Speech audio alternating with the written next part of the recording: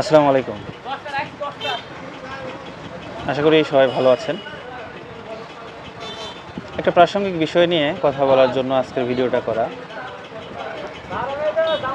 আমাদের বাংলাদেশের কিছুদিন আগে যে একটা ব্যাপক পরিবর্তন হলো, কেউ চিন্তাও করেনি, হয়তোবা কারো কাছে এখনও স্বপ্নের মতো মনে হয় যে সব কিছু পরিবর্তিত হয়ে গেছে। কোনো এক শাসক বাংলাদেশে এখন নেই, এটা ভাবতেই অনেক সময় বিশ্বাস হয় না। কিন্তু সেই অসাধ্যকেই সাধন করেছেন আমাদের দেশের ছাত্র সমাজ।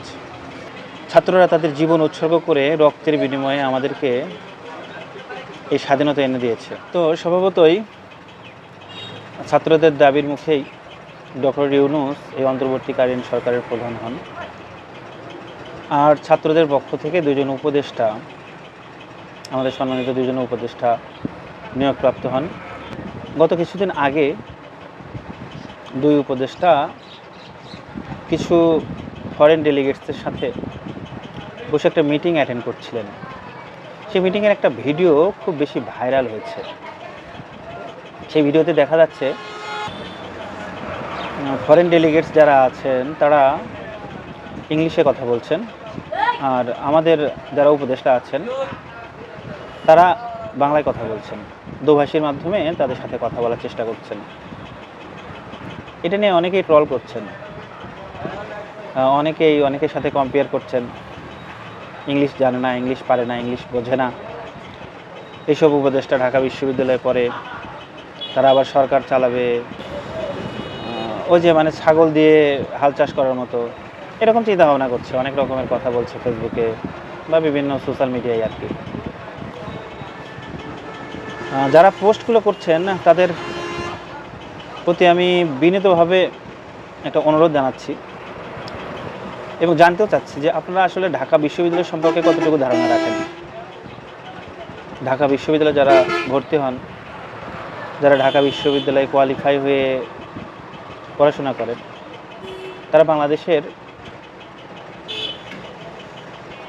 শীর্ষস্থানীয় যারা ছাত্র আছে শুধুমাত্র তারাই ঢাকা বিশ্ববিদ্যালয়ে পড়ার সুযোগ পান এবং বাংলাদেশের সর্বোচ্চ মেধাবীরাই ঢাকা বিশ্ববিদ্যালয়ে পড়াশোনা করেন।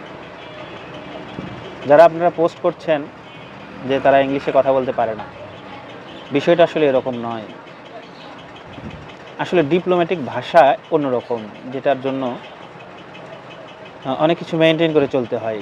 ডিপ্লোম্যাটিক ল্যাঙ্গুয়েজ আপনি যত্রতত্রভাবে একটা ল্যাঙ্গুয়েজ ব্যবহার করলে হবে না। আর তারা যেহেতু নবীন বা কখনো এই অভিজ্ঞতার সাথে তারা মুখোমুখি হয়নি, সেহেতু আসলে ডিপ্লোম্যাটিক ল্যাঙ্গুয়েজটা কেমন হয় সেটা তাদের বুঝতে কিছুদিন সময় লাগবে। এই কারণেই তারা হয়তোবা, আমার একটা ধারণা, ইংলিশে তাদের সাথে কথা বলেনি এবং খুবই সতর্কতার সাথে, সাবধানতার সাথে যে কথাগুলো বলা উচিত সেই কথাগুলোই তারা বাংলায় বলেছে, দোভাষীর মাধ্যমে সেটা তাদের কাছে পৌঁছানো হয়েছে। যারা ভাবছেন তারা ইংলিশ বলতে পারে না, বিশ্বাস করেন, একটা সময় স্বপ্ন ছিল ঢাকা বিশ্ববিদ্যালয়ে পড়াশোনা করব।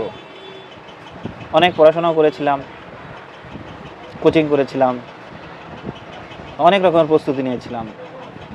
বিশ্বাস করেন, ঢাকা বিশ্ববিদ্যালয়ের আমার মনে হয় যে 1000 জনের ভিতরেও থাকতে পারি নাই। বাংলাদেশের প্রত্যেকটা ছাত্রের এবং ছাত্রীর স্বপ্ন থাকে ঢাকা বিশ্ববিদ্যালয়ে পড়বে।